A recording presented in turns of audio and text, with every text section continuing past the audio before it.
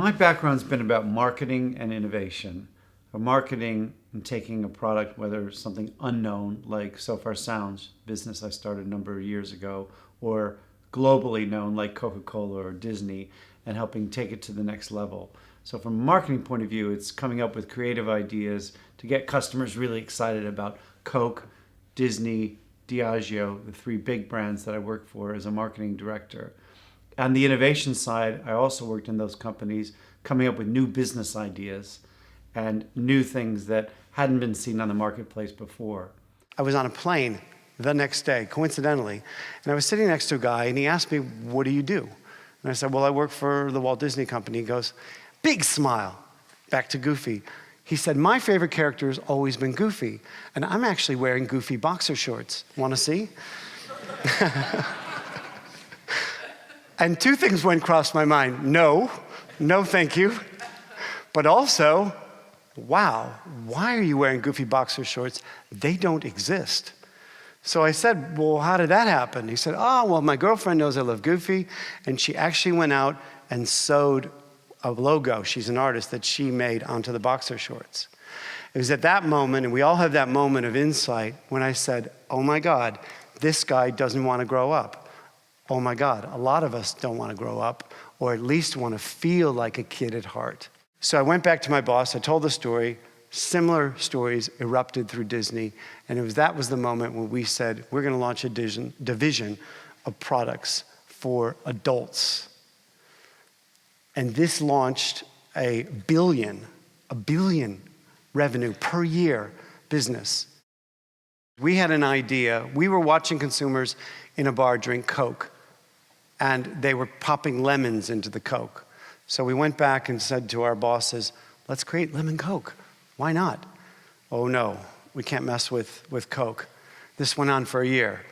After a year, we saw people dropping vanilla flavoring into their Cokes. Oh no, we can't do that.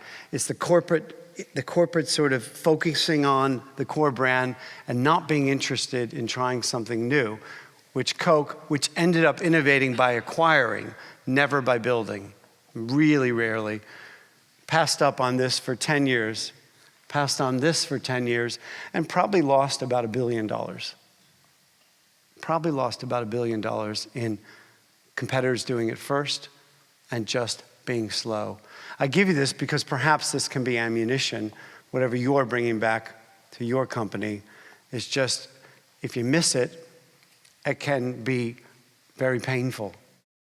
I've also started a company not long ago, and I think it in some ways encapsulates some of the lessons and some of the things that I learned about customer obsession, about insight-driven, and about the importance of culture. I was at a gig a number of years ago with two friends, Rocky and Dave, and there was this moment, this band called the Friendly Fires. Anyone heard of them? Yeah. So we were listening to the Friendly Fires, and there was this moment when they're a loud band, but we couldn't hear the band very well because what was happening? People talk. People were talking. People were texting. You could hear the clang in the background of the bar.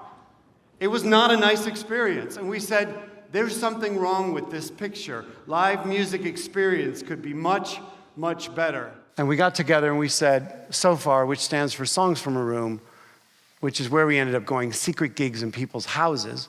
We said, if we're going to have a gig, be respectful. Don't talk, don't text, just listen. All performers are equal. We said we don't believe in headliners. This was our insight. The gigs spread to more than 300 cities around the globe. From San Francisco to Moscow,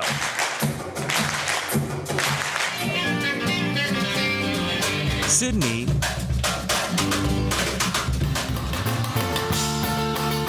to Seoul. And by empowering the community, just the same way that you can empower people around you on the innovation agenda, they started picking the bands. And in London, the group picked Bastille, who ended up playing stadiums, but they played in a living room in Belsize Park. Robert Pattinson also showed up, the Twilight star, and played a song in Finchley. But the point was, an environment, whatever your passion is, whatever your innovation is, whether you're in a company or starting a company, passion leads to amazing things.